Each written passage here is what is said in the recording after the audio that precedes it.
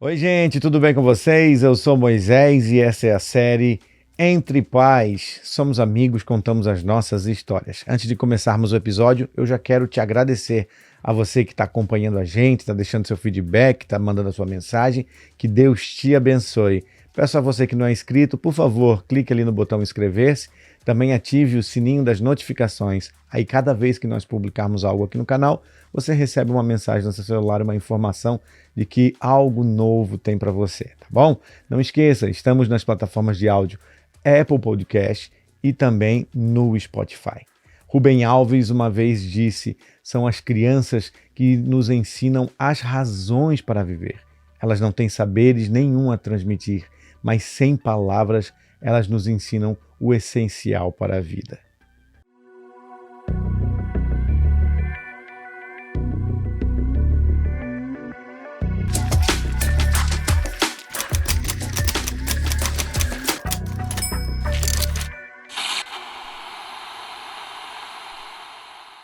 E hoje eu tenho aqui no sofá um amigo daqueles que a gente se encontra, dá o match, como fala aqui na América, e parece que éramos amigos de uma vida. Nos conhecemos no corredor da escola dos nossos filhos e a partir dali nasceu uma amizade, um carinho. É um cara com uma vibe maravilhosa, tem uma conversa muito boa e uma história de vida fantástica. Eu tenho hoje aqui o pai da Lívia e o esposo da Mariane, é o Luiz Felipe Veronês.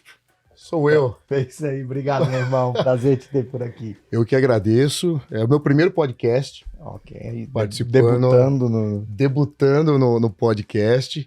E eu quero te agradecer por esse convite. E o que você falou faz todo sentido. A gente se conheceu no corredor da escola, mas não é só isso, né? Na verdade, a Livinha tem um carinho e um amor pelo Noah imenso.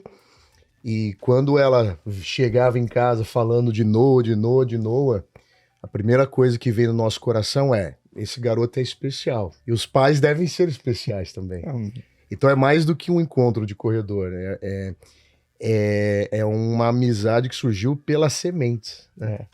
Pelas incrível, sementes. Né? Incrível a capacidade de conexão que os filhos geram na vida da gente, né? Então, eu sempre começo perguntando: onde é que você é no Brasil? Eu nasci em Limeira, interior de São Paulo, mas com 6 anos de idade eu fui para Mogi Guaçu. Então, praticamente, eu cresci em Mogi Guaçu, região de Campinas, ali no interior de São Paulo. E como é que foi tua infância? Tranquila? Minha infância? Olha, acho que nenhuma infância é tranquila, né? Se eu nascesse rico, mas também não tem tranquilidade, herdeiro, né? Não, eu tive uma mãe guerreira, uma educação, assim, boa, balanceada, mas obviamente a gente tem as nossas batalhas, as nossas histórias, as nossas marcas, né? É verdade. E marcas boas, marcas ruins, marcas que a gente leva para a vida toda, né? Para a vida toda, sem dúvida. E hoje tua mãe e teu pai estão vivos, estão no Brasil? Olha, a minha mãe, na verdade, ela é mãe solteira. Uhum. Então, eu nasci em 87, não faz tanto tempo assim, né? Um jovem 87. senhor, um Você jovem... é mais novo que eu, rapaz. Que é isso? Eu vou falar que não parece que... Mas eu nasci em 87, né? Minha mãe é uma mãe solteira. Na época, ela conheceu meu pai, aquele namoro, aquela paquera, aquela coisa toda. Surgiu aqui a criatura. E ela não sabia, meu pai não usava aliança na época. Minha mãe cuidava da parte da secretaria de uma escola em Limeira, e meu pai era contador nessa escola, então uma vez por mês ele ia na escola para fazer o fechamento e tudo mais. Paquera vai, paquera vem, né? Aquela coisa toda. E aí minha mãe engravidou, e a minha mãe não sabia que ele era casado. Não usava aliança, eles não chegaram a ter um relacionamento. E minha mãe conta que quando foi procurá-lo para falar que ela estava grávida, ele falou: olha, eu não vou assumir nada, eu vou sumir, não vou assumir, e eu sou recém-casado, né? E você se vira, aborte, você que toca a sua vida aí, né? E assim foi. Minha mãe é uma mulher guerreira, e é muito engraçado porque eu e minha mãe, a gente tem um relacionamento muito bom, muito próximo, um relacionamento mais do que de mãe, de filho, relacionamento de amigo. E a minha mãe era muito sincera. E eu lembro ela falando: olha, a mamãe não te planejou, a mamãe não quis, você não é um filho desejado, mas a mamãe te amou a partir do momento que eu te conheci, né? E ela conta que na época essa questão do aborto não era assim tão comentada, mas muita gente fazia como faz hoje, né? E tinha amigas que, não, vamos, se aborta ali, vai no laboratório, vai na clínica e faz. E ela fala que na época não tinha coragem, que ela, né? Tinham famílias ricas que a mulher não podia ter filho e queriam comprar a criança. A adoção brasileira que se chamava, né? Aquelas propostas das mais absurdas, né? A minha mãe vem de família simples, né? Tinha uma vida muito simples, obviamente não estava planejando ter um filho. E vieram as propostas mais absurdas para ela na época, né? Mas ela seguiu ali sendo guerreira e foi batalhando, né? Depois ela tinha uma amiga que era psicóloga na época e ela tinha algumas preocupações, né? Primeiro porque ser mãe solteira na sociedade brasileira e até mesmo aqui nos Estados Unidos não é uma coisa fácil. Década de 80 ainda, né? É um preconceito, inclusive, que ninguém fala muito, né? Mas eu não sei, você que está nos assistindo, que é mãe solteira, talvez você possa... Sabe do que tá. Sabe do que eu tô falando. Então, a mãe solteira, ela sofre, sim, hoje um preconceito enorme na sociedade. Só para você ter uma ideia, a minha mãe morava com os meus avós, ela sustentava a casa, trabalhava, sustentava a casa, e quando ela engravidou, a minha avó não aceitou. Minha avó colocou ela na rua, para fora, com o nome de prostituta para baixo. A minha avó foi me conhecer com 5 anos de idade porque não aceitou ter uma filha mãe solteira. Né? E é aquilo que, né, os dois erraram. Meu pai e minha mãe erraram, só que, infelizmente, a maior consequência, que é a gravidez, acaba ficando com a mulher. Sempre, e na maioria das vezes o pai não assume e a mulher acaba arcando com os dois lados, arcando com a responsabilidade. E até hoje é um preconceito, existe. Sabe assim, amiga que é casada, que tem família, que às vezes vê conversando com o marido, aí ciumenta, já chega perto. É um preconceito velado, mas são diversas situações na sociedade que a mãe solteira, a gente veio para falar de pai, né? Mas mas a mãe solteira, ela acaba sofrendo. E, inclusive dentro da igreja. Sim. Porque a mulher, quando ela é solteira... Que é onde deveria ter maior acolhimento. Que é onde deveria ter o maior acolhimento. Mas é como se as mães solteiras não se encaixassem, porque na maioria das vezes elas não são jovens, ou são jovens, mas como já tem filho, já tem uma responsabilidade familiar, então elas não conseguem participar de um grupo de jovens, por exemplo. Elas não conseguem viajar, acampar com os jovens, porque ela já tem um filho, já tem uma responsabilidade. Não se encaixa no perfil nenhum, né? Ela não se encaixa no perfil do jovem. Cara, você tá falando aí agora, assim, tá...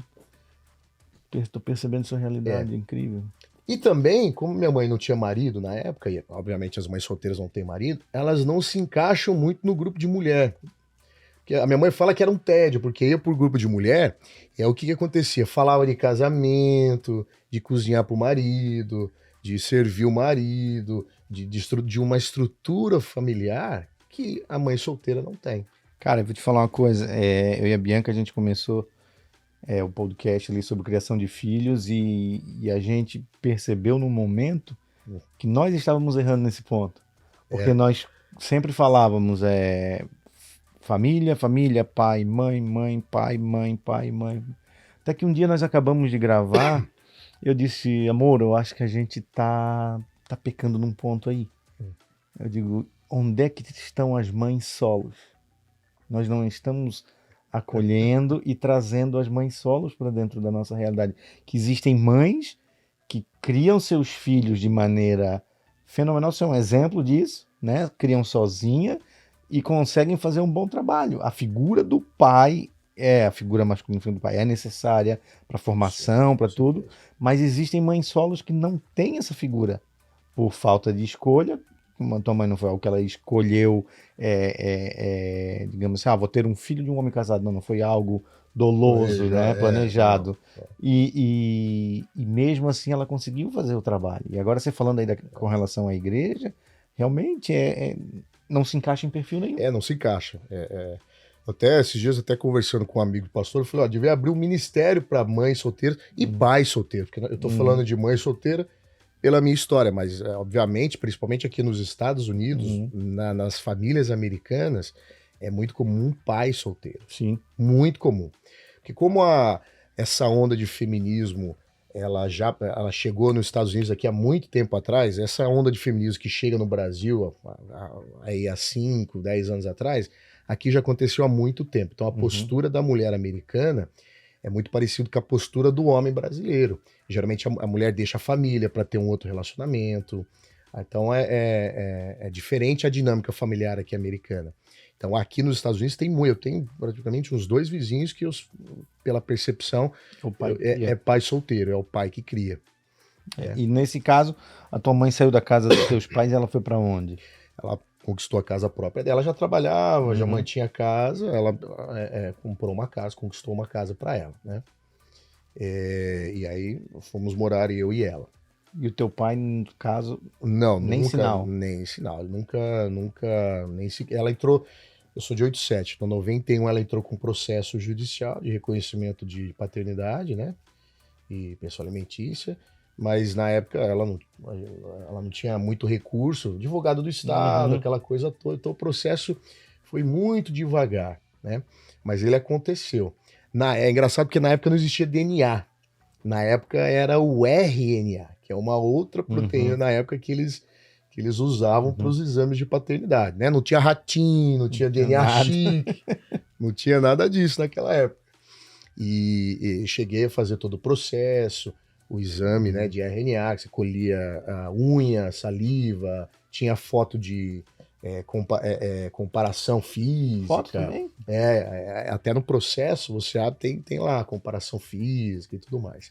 Só que o problema do RNA é que a porcentagem do resultado quando era positivo, ele não é que nem o DNA, que é 99,999. Ele é 96,999%.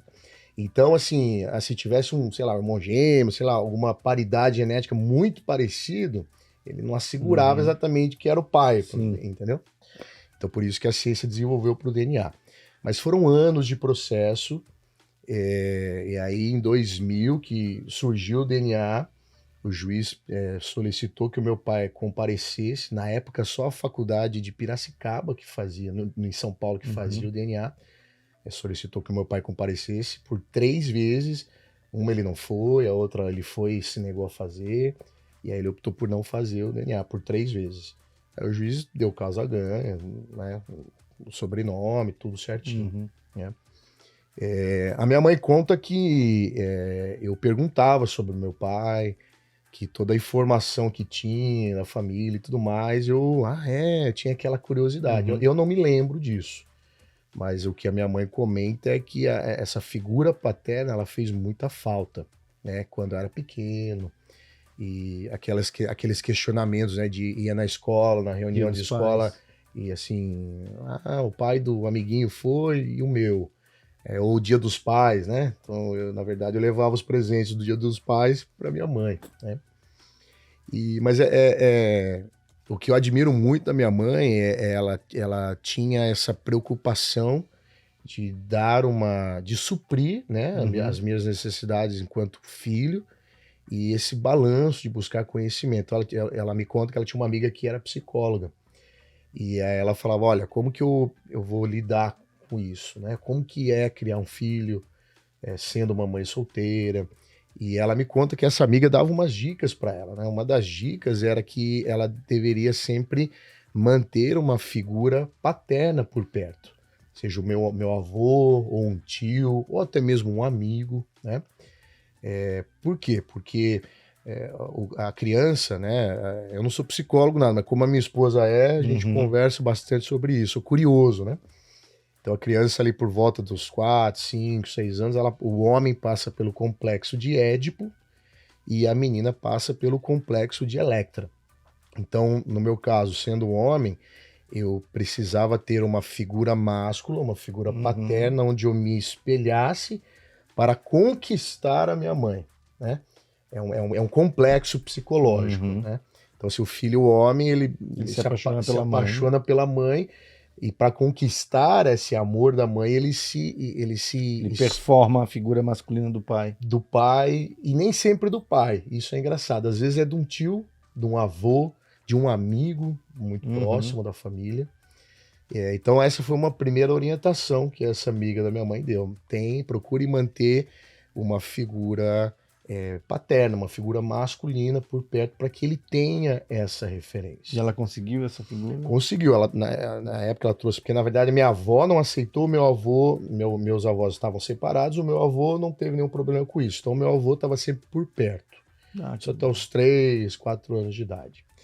Depois a minha mãe conheceu meu padrasto.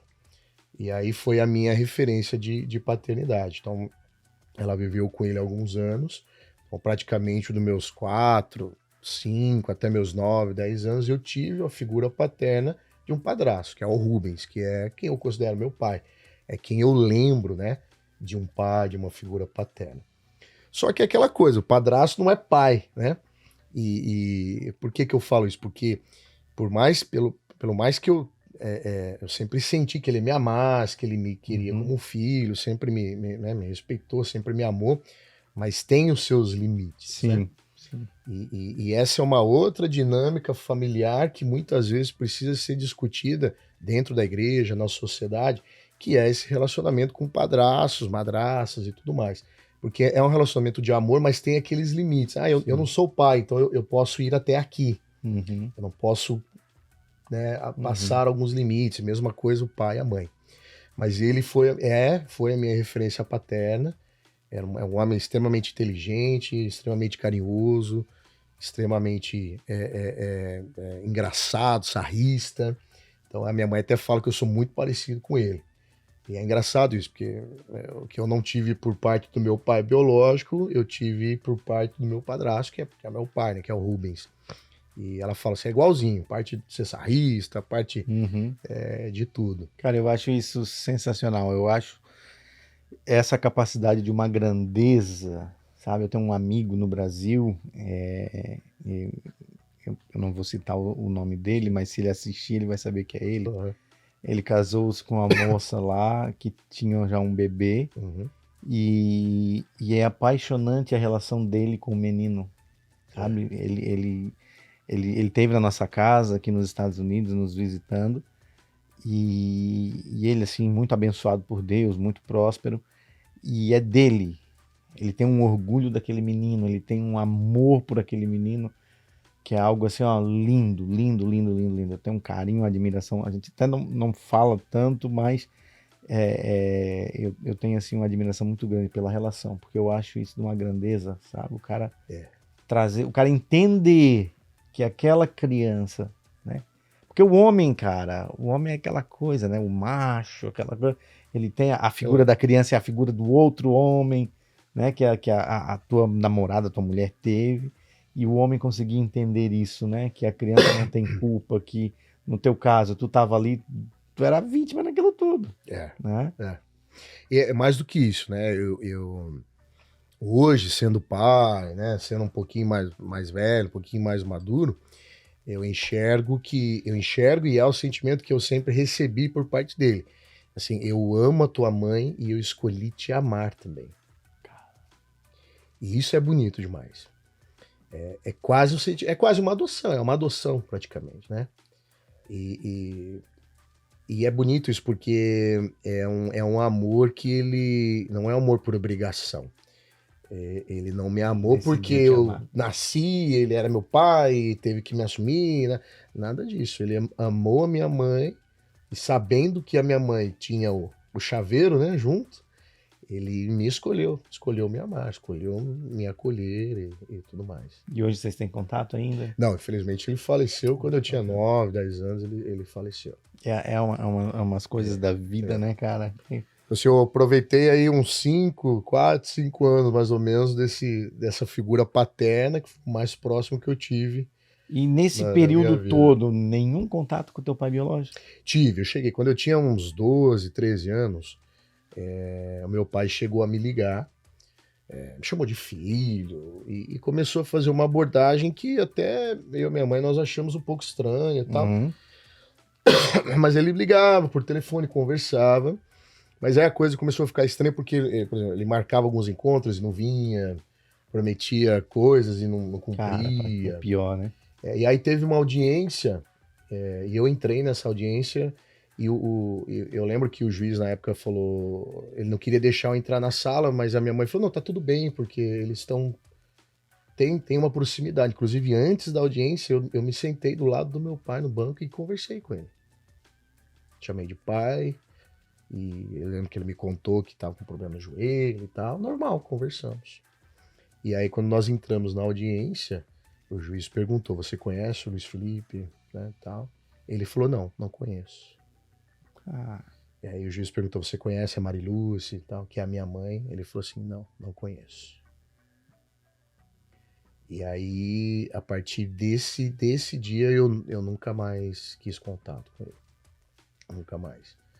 Porque eu não vou falar que assim, senti uma dor, mas foi uma questão de expectativa e frustração. E foi uma frustração da parte dele.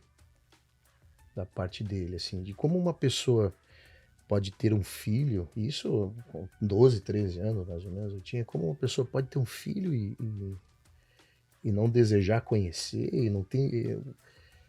Será que ele não tem curiosidade de saber? Quando a gente tem filho, a coisa mais gostosa é a gente olhar pro filho e falar assim, ó, parece a mãe, ó, parece eu, é igualzinho eu quando era pequeno. É você ver os traços, é você ver... E aí eu falei, como assim? Animal, cachorro, você vê com o cachorro, é do instinto do ser humano. O cachorro, o filhote nasce, ele já vai, ele já cuida, ele já limpa, ele já... E aquilo para mim foi uma frustração muito grande. Não foi uma dor, eu nunca sofri com isso, mas foi uma frustração. Eu gerei uma expectativa e aquilo. E aí, a partir daquele dia, eu decidi não ter contato mais. Mas depois de um tempo, quase que com uns 18 anos, porque a minha mãe sempre foi muito, muito digna e muito honrosa no seguinte, ela nunca me colocou contra. Eu nunca ouvi... Conseguiu ter essa... eu nunca ouvi da boca da minha mãe, assim, nada contra o meu pai, assim, ou me colocando contra, assim. Não, pelo contrário, e até hoje, se eu conversar com ela vai falar, não, é teu pai, você tem que respeitar e tem que amar. Eu falo, é possível amar, mas fácil eu amar você, que nós temos vazamento, do que uma pessoa que é um estranho para mim. Mas isso é muito digno da parte dela, ela sempre foi muito honrosa nesse sentido, ela nunca me colocou contra. Sempre me incentivou, quer conhecer. E aí, quando eu tinha uns 18 anos, ela falou assim, por que você não entra em contato com seus avós? Eu não sei se eles sabem da história, não. Ela nunca procurou a família, ela nunca quis incomodar, ela nunca pediu nada. E aí, quando eu lembro que eu tinha uns 18 anos, eu resolvi conhecer os meus avós. E aí eu peguei o nome na lista telefônica, né? E para confirmar o endereço, eu lembro até que eu liguei, eu peguei o telefone, desliguei e falei, olha, Dona Maria Aparecida, tudo bem? Aqui é das Casas Bahia, eu queria só atualizar o cadastro da senhora, porque todo mundo tem cadastro nas Casas Bahia, né? No Brasil, todo mundo tem, pobre, rico, todo mundo tem cadastro nas Casas Bahia. E eu falei, eu queria só atualizar o cadastro da senhora, a senhora pode confirmar o endereço para mim? E ela confirmou. E era o endereço, que eles tinham mudado, né? Mas era o endereço que estava lá. Aí eu fui com uma prima conhecer os meus avós. Cheguei lá, com a cara de pau, bati palma no portão, eles saíram.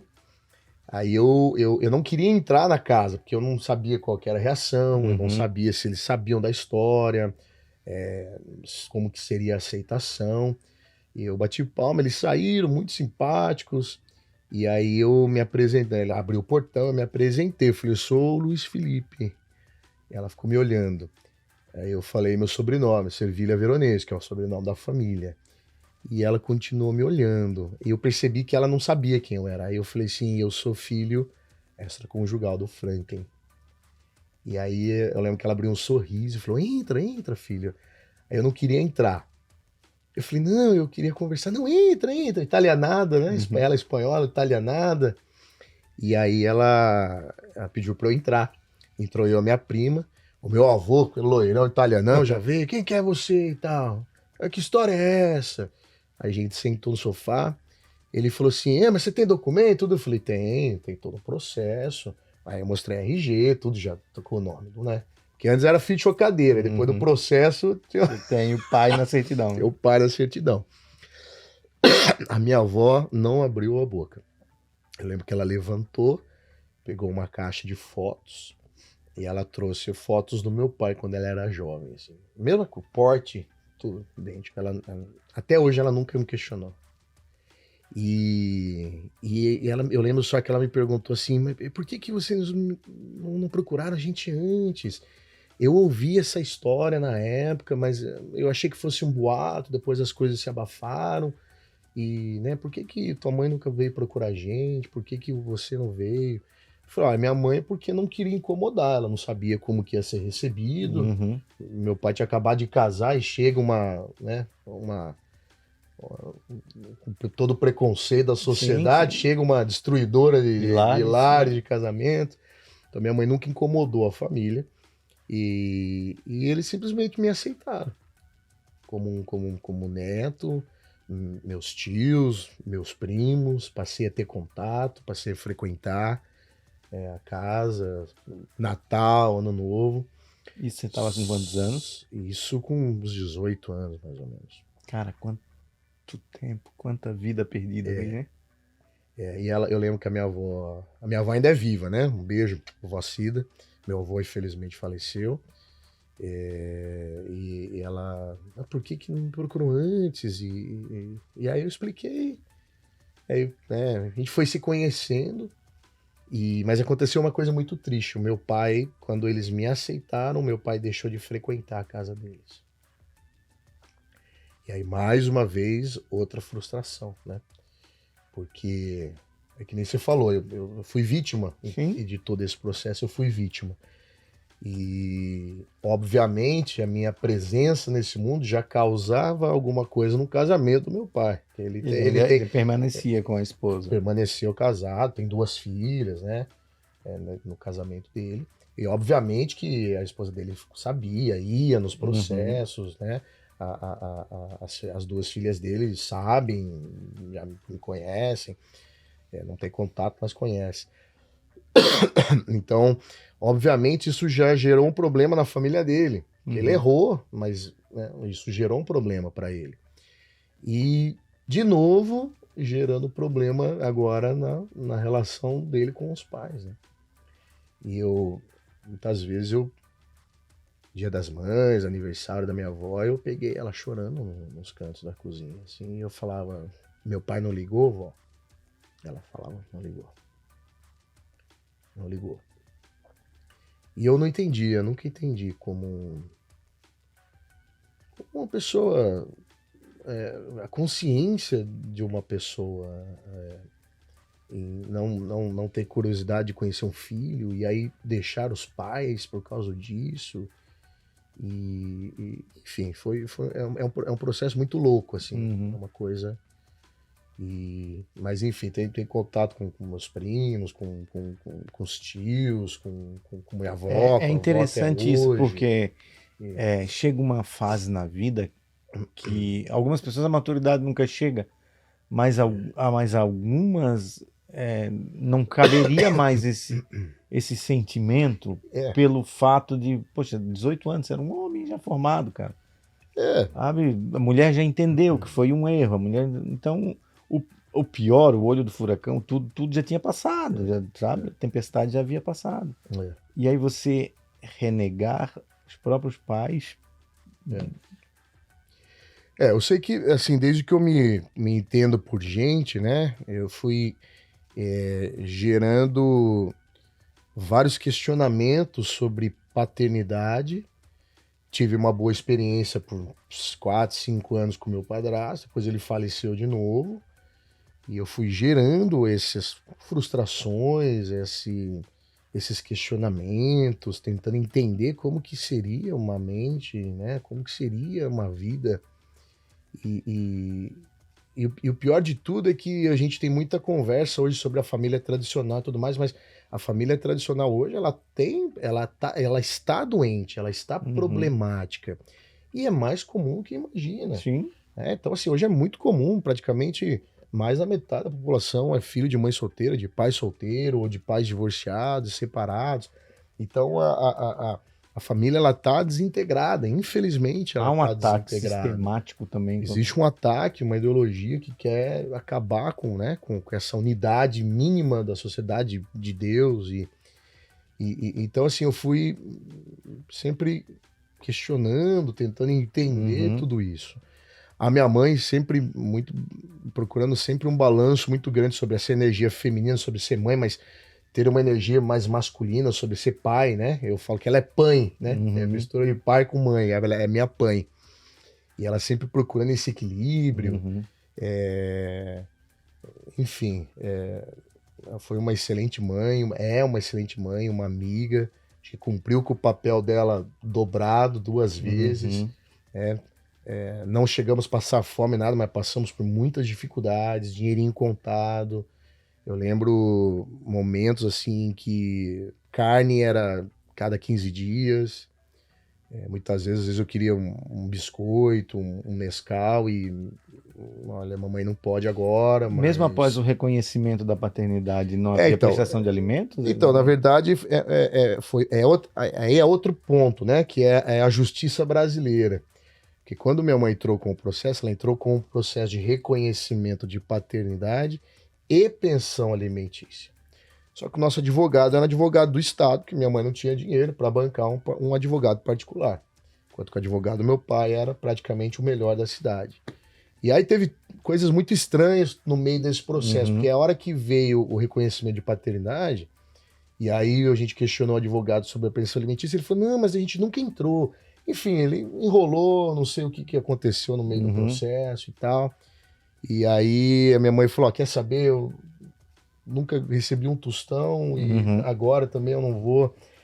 Aí ela falou, se você, pra mim, né, se você quiser buscar alguma coisa que é teu por direito. Eu optei também por não buscar, porque né, eu não tinha interesse de ter esse recurso. Esse vínculo, né? Porque isso geraria um vínculo, né? Eu nunca tive esse interesse. Me fez muita falta, né? Eu acho que a falta do recurso financeiro, ela priva as pessoas de muitas oportunidades, né? Nessas fases mais difíceis que eu e minha mãe nós passamos, foi justamente porque minha mãe investia grande parte de tempo e dos recursos na minha educação. Então, assim, muitas vezes nós deixávamos de comer carne dentro de casa, mas o meu inglês, os meus cursos, eles nunca atrasaram. Então, a minha mãe sempre prezou muito, né? Ela sempre falou, eu quero criar você para ser, não para ter.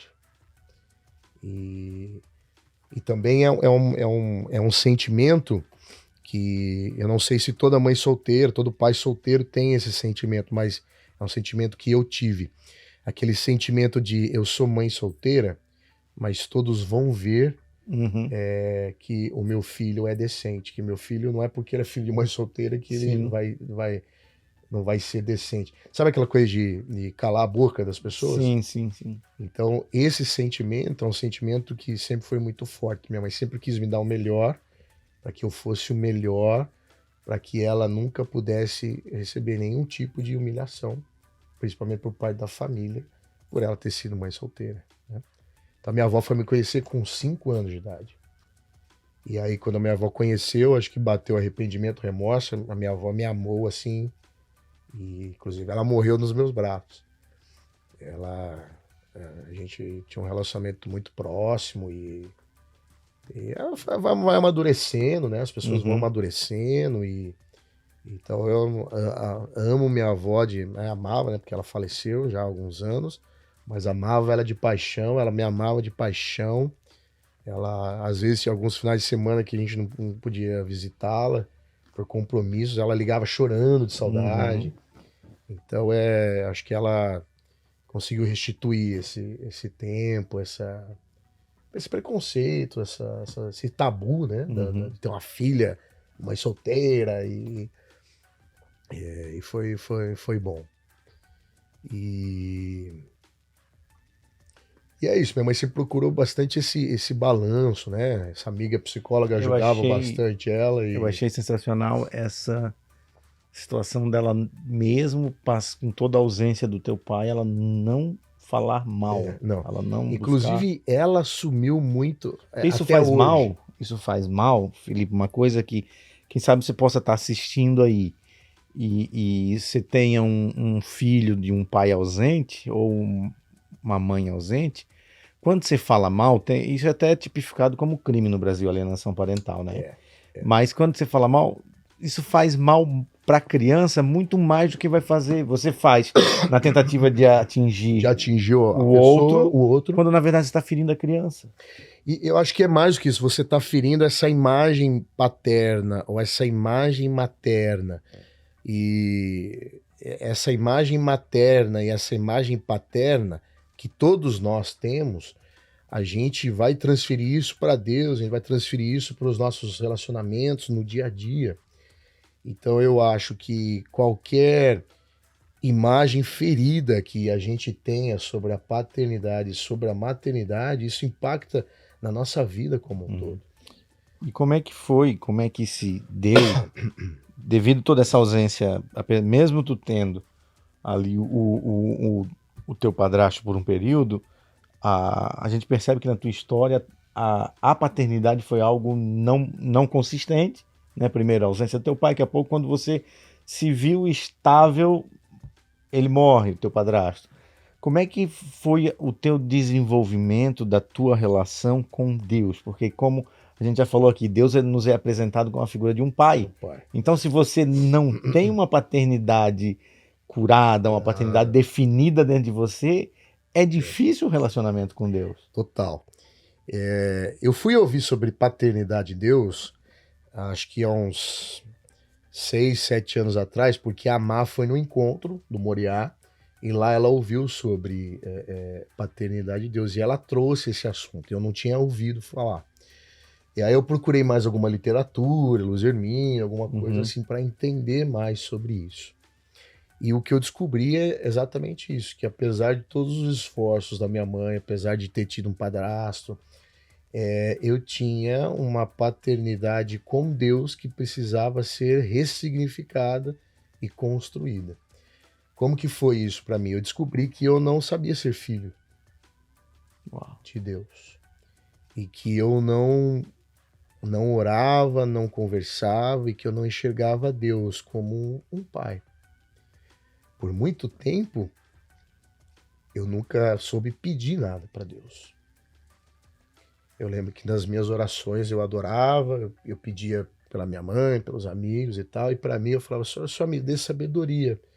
Porque, como diz Salomão, com sabedoria a gente sabe comprar, sabe vender, a gente sabe tocar a vida. Né? Eu precisei assumir responsabilidades muito cedo, trabalhar muito cedo, ser homem, virar homem muito cedo. Então eu construí assim, uma vida muito na força do meu braço, no sentido de que eu poderia ter pedido muitas coisas para Deus como um filho e eu não sabia, não tinha essa. E até é engraçado que a Má fala que ela é pidoncha, né? Que ela já teve um pai e tal. Então ela fala que não, eu já sou pidoncha, eu peço para Deus. E eu não, eu nunca me senti bem pedindo isso. E a visão que eu tinha de Deus é exatamente que era um Deus distante. Era um relacionamento de Deus e servo, de rei e servo, era uma coisa assim. Ele é um Deus, um poderoso Deus, e eu quero agradá-lo na medida do possível, quero ter um relacionamento, mas não era um relacionamento de filho, de pai. Era equivalente à tua experiência que tu teve. E o pouco da visão que eu tinha de Deus era muito parecida, e essa ficha foi cair depois que a Má trouxe esse assunto e que eu fui procurar saber. Eu sempre enxerguei Deus muito parecido com o meu padrasto. Um Deus extremamente inteligente, cuidadoso, engraçado, né? Sarrista, de certa forma, assim, um Deus engraçado, mas um Deus que não era meu pai. Eu nunca soube me colocar. E quando a gente não se coloca na postura de filho, a gente deixa de ter um relacionamento profundo com Deus, a gente deixa de receber muitas coisas, de usufruir muitas coisas do poder de Deus, da presença de Deus. Então isso para mim, quando eu recebi essa informação, eu realmente fiquei meio chocado, assim, eu fiquei com aquela sede de entender mais, né, sobre isso. E é um trabalhar que até hoje eu preciso fazer, eu preciso trabalhar. Até hoje eu me pego não pedindo, não... Porque é que nem assim, o Noah, a Zoe, a Lívia, né? Pai, me dá, pai. A Lívia, cara, enquanto eu não dou alguma coisa que ela quer muito, ela e isso não irrita um pai, pelo contrário, se você pode dar, inclusive, você faz com muito prazer. E é um trabalhar ainda. E isso que você está falando, Felipe, isso é uma realidade muito grande, porque eu tive meu pai muito presente até os 7 anos. Depois dos 7 anos ele se envolveu muito no ministério, mas sempre estava em casa, sempre estava ali. Só que a gente sempre viveu. Eu tive uma infância muito limitada, assim, ó, não vou dizer assim, pobreza, miséria, não era pobreza, mas era limitada mesmo. Usava roupa que ganhava dos primos, como você falou, carne era um pedacinho só, refrigerante só no final de semana, então, assim, iogurte só uma vez por mês, aquela coisa bem limitada mesmo. E isso até hoje, eu também, quando ajoelho, oro, foram pouquíssimas as vezes que eu pedi a Deus algo. Sabe assim? E agora você falando, eu acabo conectando as coisas, né? A gente não pede porque cresceu nessa paternidade achando que seria uma crença de escassez, né? Não teve essa relação. E isso, cara, eu louvo a Deus pela abertura que a gente conseguiu ter de mente, que a geração a partir de nós vai ser diferente. Nossos filhos serão diferentes. Eu vejo, assim, nessa série que eu estou fazendo aqui, os pais que têm vindo aqui, são histórias fantásticas e incrível. Eu trago as pessoas aqui pelos pais que eles são, excelentes, pais intencionais, e quando chegam aqui começam a contar suas histórias, eu vejo que todo o propósito de Deus nessa série é o que? É mostrar que nós podemos parar em nós os ciclos de maldade. Sem dúvida. Maldições hereditárias, tudo de ruim que foi feito a nós, ausência, omissões, termina em nós. Isso que você está falando é importante, porque se nós avaliarmos, você que está em casa, se você avaliar a sua história, você vai entender que os seus pais também tiveram problemas nos relacionamentos com o pai e com mãe, né? Então, por exemplo, eu falo pela minha mãe. A minha mãe também não teve uma boa referência de paternidade. Ela teve meu avô dentro de casa, mas meu avô, ele era isentão, ele não... Enfim, ele não tinha a postura que um pai, não era um pai que era protetor, não era um pai que era cuidador, que era provedor.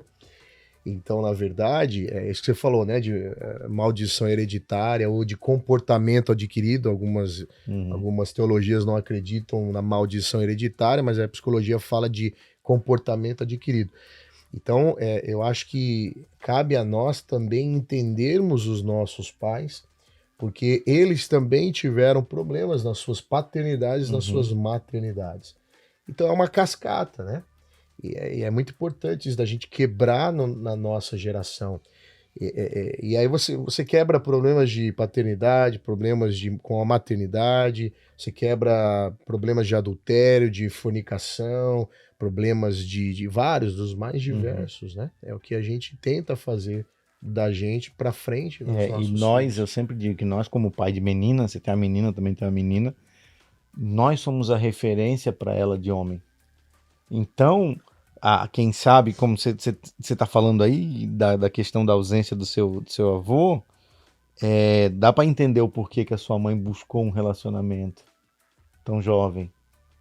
Né? Quando há ausência do pai, a filha automaticamente busca. Né? Um relacionamento precoce, se envolve precocemente com outra pessoa. Por quê? Porque o pai é ausente. E hoje, como é que é o teu relacionamento com a Lívia? Como é que foi, assim, aquele momento em que ela nasceu, que você pegou no braço, porque não foi fácil a gravidez, né? Você já contou para nós uma vez aqui. Assim, a Má tinha vários policistos, ela tinha uma série de fatores que na visita com o obstetra dela, ele falou, olha, vocês vão para a lua de mel e, né, não se preocupe muito com métodos anticoncepcionais, porque pode ser que a gente precise fazer aí algum incentivo, fazer algum tratamento, alguma coisa. E a Livinha veio na lua de mel. Exatamente. Isso que tinha a gente problema, casou, né? Viajamos pra lua de mel, a gente ficou mais de um mês de lua de mel viajando. E aí essa é a primeira notícia de ser pai. Porque é o seguinte, eu fui um... Enquanto eu não casei, eu tive namoros, relacionamentos e tal, mas eu estudei, eu viajei, eu comprei o carro que eu queria, a moto que eu queria, cheguei no nível de carreira que eu queria. Então eu aproveitei a vida, curti a vida, estudei, fiz tudo que eu poderia ter feito e pensava em casar, pensava em constituir uma família, mas eu nunca tive essa mentalidade de pai. A minha mãe até fala assim que, nossa, eu não sabia que você ia ser tão bom pai, ia gostar tanto, porque eu nunca vi você falando de criança, você não dava muita bola para criança, não brincava. Eu brincava com criança, assim, quando a criança era legal, gosta de brincar, conversar, eu brincava, mas assim, não dava muita atenção, nunca fui pegar a criança no colo, eu nunca tive interesse por criança, né? Então, assim, claro, casei, tinha a intenção de ser pai e tudo, mas eu tinha um perfil, até pela paternidade, eu tinha esse perfil mais, como que eu posso dizer, não tão voltado para criança, para paternidade em si. E aí nós saímos de lua de mel, e eu já tinha ido, a gente foi para Santiago do Chile, eu já tinha ido para Santiago do Chile para estudar um tempo atrás, né? E aí, então eu tinha amigos lá. E eu lembro que a gente estava num domingo fazendo empanada na casa do Luiz Rojas, né, da mamá, da mãe dela. E a gente estava fazendo empanadas e ela chegou, ela era cristã, né, do coquinho, né? Glória! Canela de fogo, do coquinho. E eu fazendo empanada na cozinha dele e ela chegou e falou assim, olha, em espanhol, né? Ela tá grávida. Mira, ela tá embaraçada. A hora que ela falou isso, me arrepiou os pelos todinho. Eu falei assim, como assim? Tá grávida?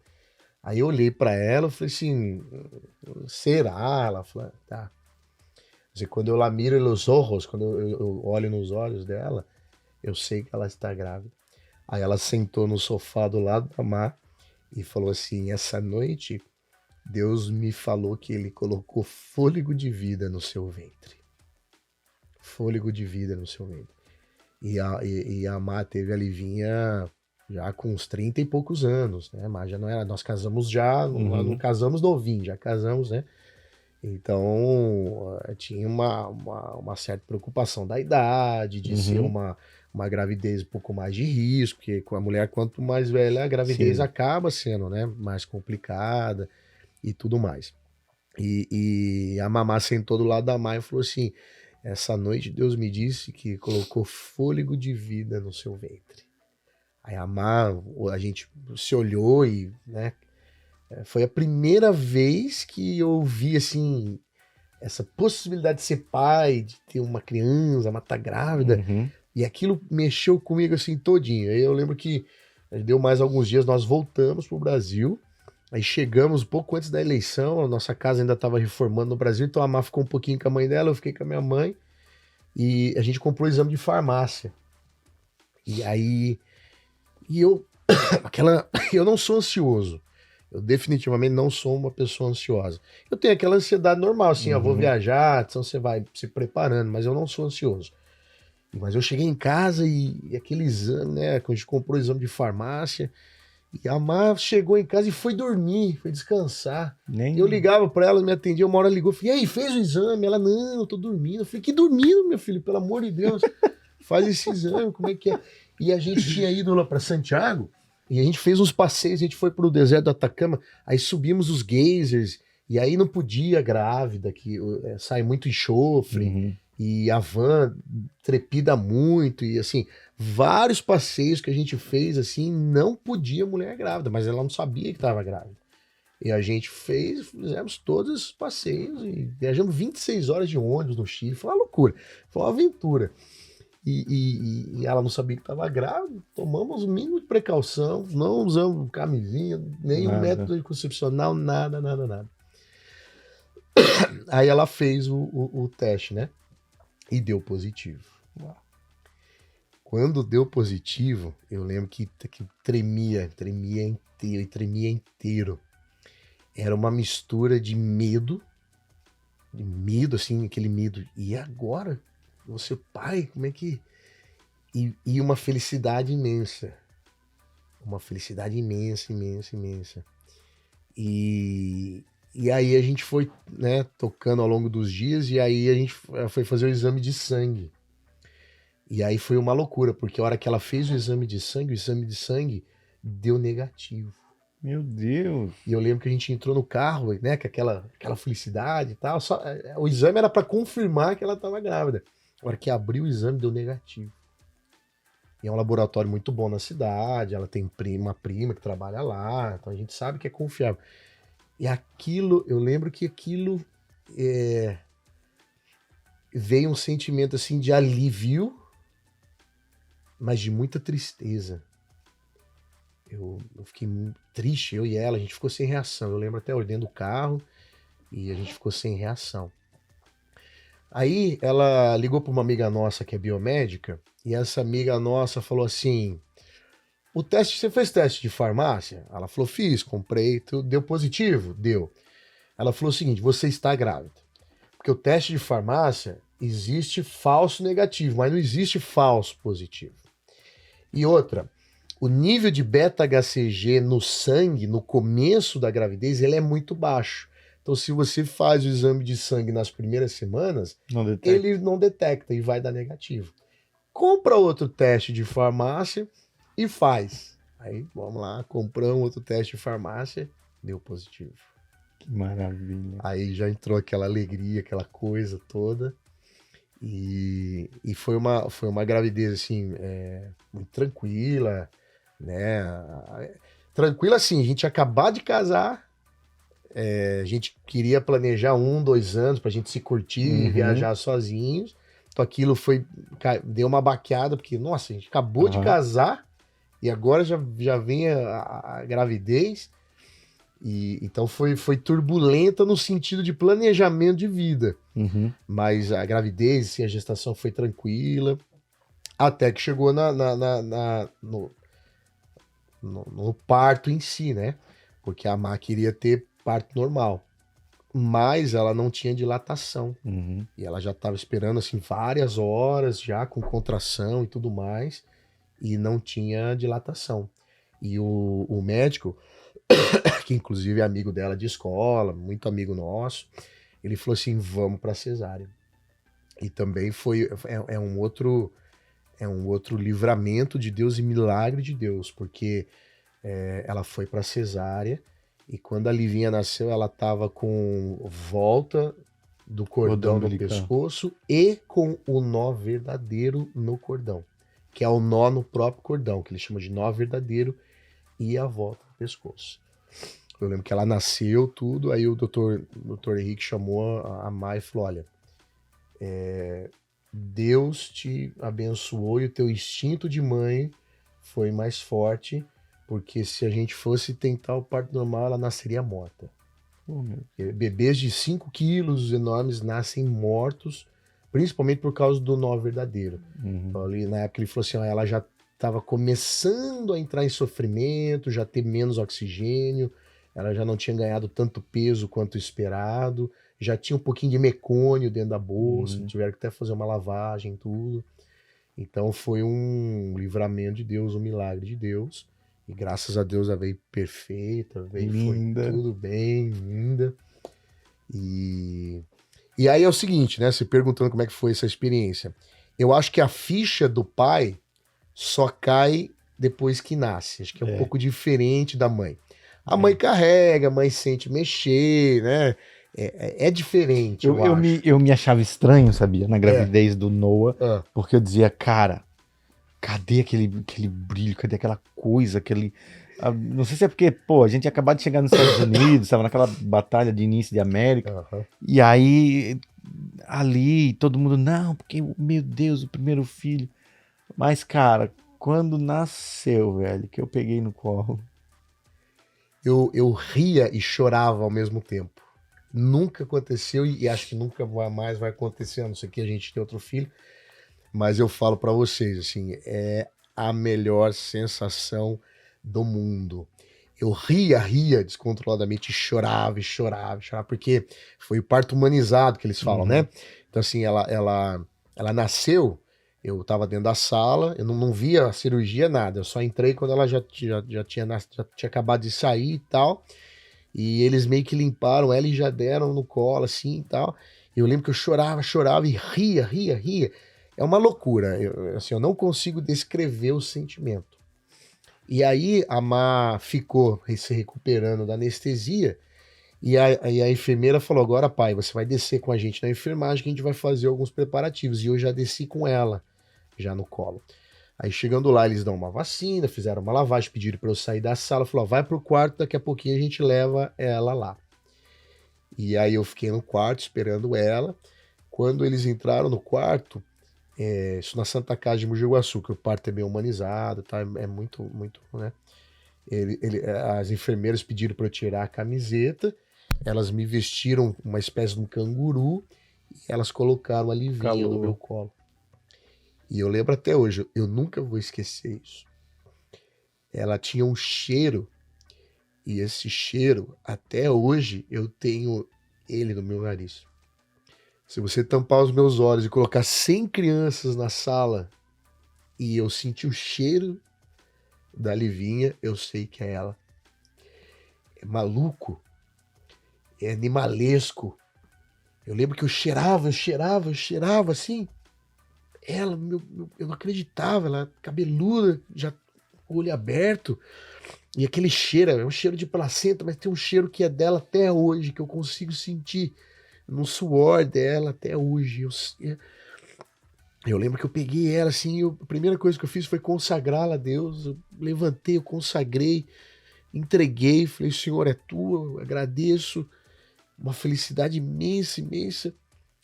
E quando eu peguei ela no colo, existem 3, 4 coisas que eu passei a entender de imediato.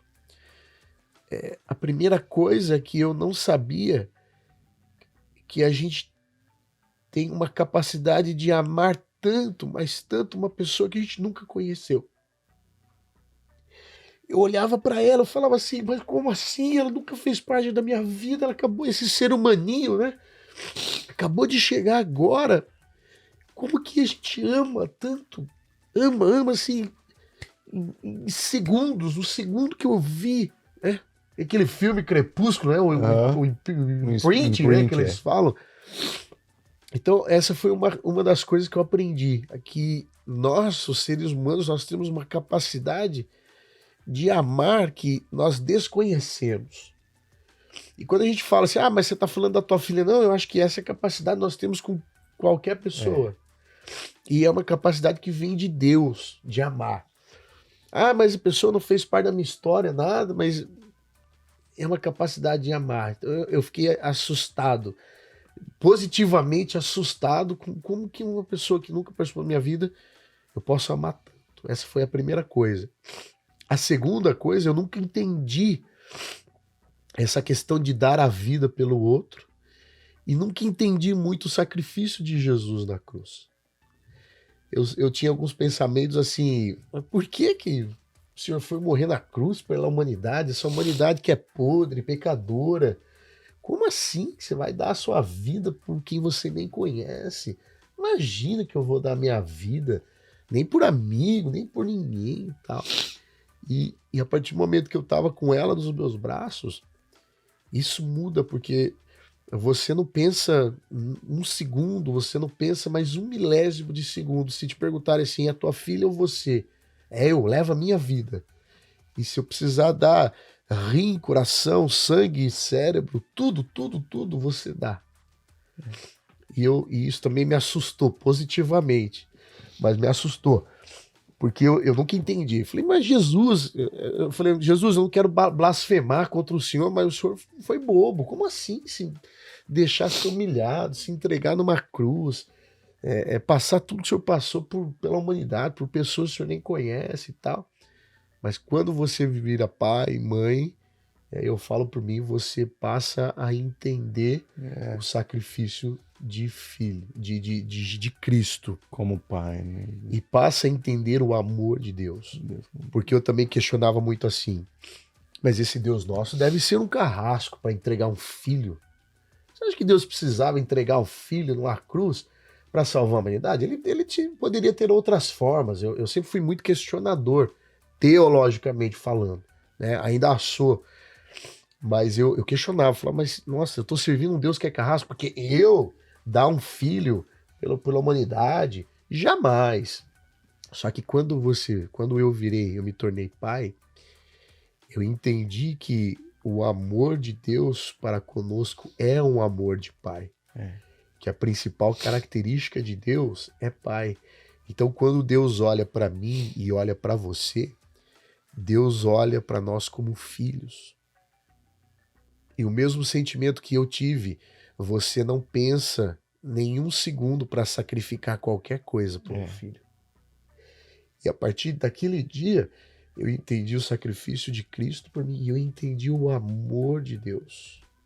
Que é um amor que, obviamente, a gente nunca vai conseguir entender por completo. A gente só conhece uma gotinha, né, do amor de Deus. Mas eu entendi que Deus olhava para... Então, para ele, não tinha assim, Jesus, estou sacrificando Jesus. Não, estou sacrificando um filho por todos os meus filhos.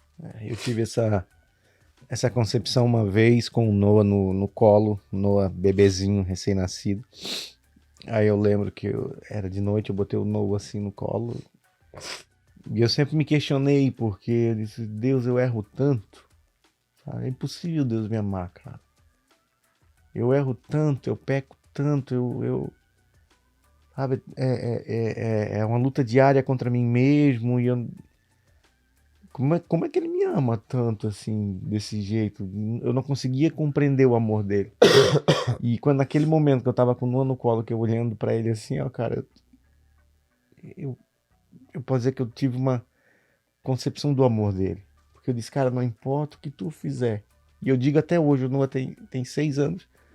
E eu digo pra ele, não importa o que você faça, eu vou te amar pra sempre, você vai ser pra sempre meu filho. Eu falo pra ele, eu falo pra Zoe. Então, os filhos têm essa capacidade de trazer em nós o conhecimento, o entendimento do amor de Deus por nós. Tem.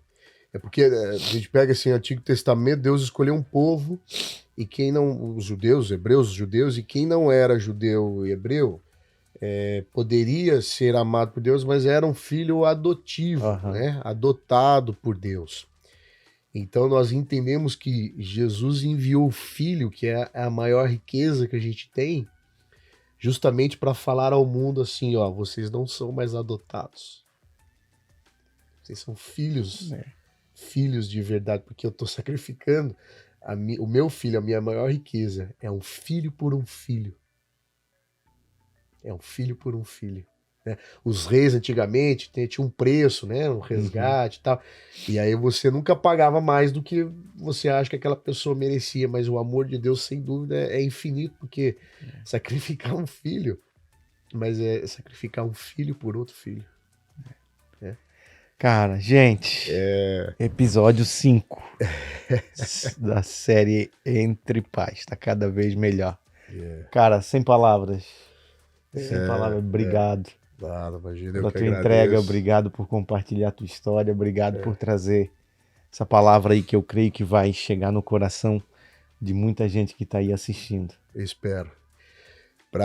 Como desfecho, e isso eu aprendi a valorizar depois que a Livinha já tinha 1 ano de idade, que é uma outra coisa que eu entendi, é que existem sacrifícios que um pai e uma mãe fazem que um filho nunca vai ver, nunca vai entender e nunca vai ver. quantas noites sem dormir, quantas entregas a gente faz por um filho. E esse filho nunca, ele só vai entender isso quando ele for pai também. E aí eu passei a entender e a amar mais ainda a minha mãe e o meu pai. Nós estávamos em Tampa, num culto na época da nossa igreja, e o pastor Carlos pregou sobre perdão, e eu liguei para o meu pai e eu liberei perdão para ele. Eu falei, olha, minha mãe nunca me colocou contra, vocês dois erraram, mas o que eu tenho para te dizer é que se você tem algum peso na consciência, alguma preocupação, fique em paz. Qualquer tipo de perdão eu libero, tá tudo bem, não tenho raiva, eu oro pela tua vida. E passei a amar mais ainda a minha mãe. Porque é para isso que os filhos servem.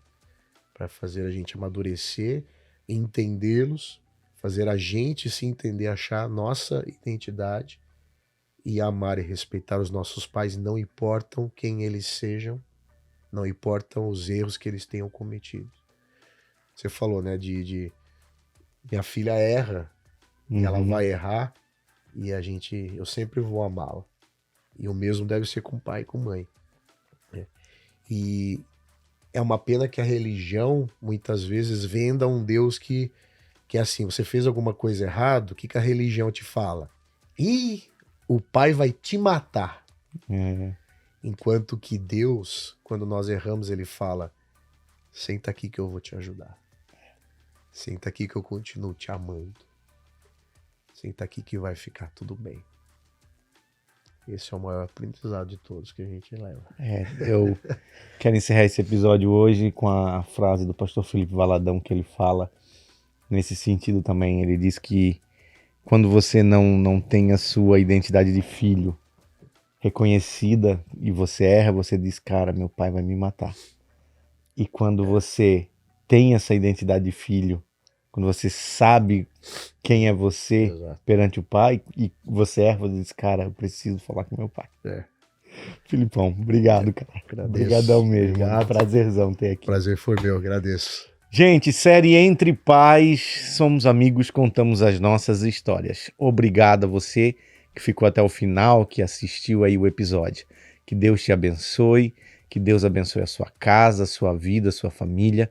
Não esquece de inscrever-se, compartilhar, nos acompanhar nas redes sociais e também, se você quiser ouvir em áudio, estamos no Spotify e também no Apple Podcast. Que Deus te abençoe em nome de Jesus.